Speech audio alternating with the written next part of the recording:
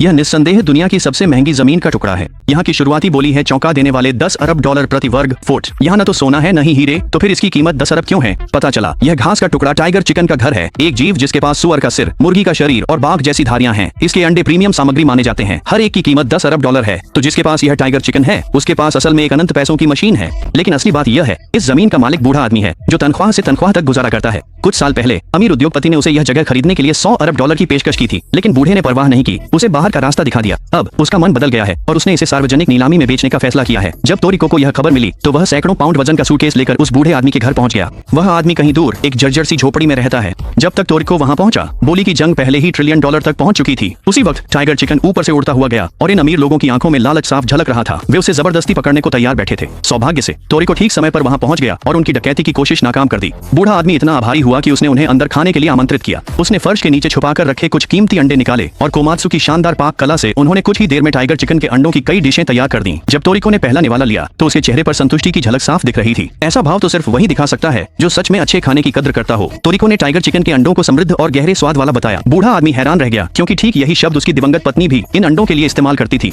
पता चला पुराने समय में वह खुद भी एक गोरमेट हंटर था।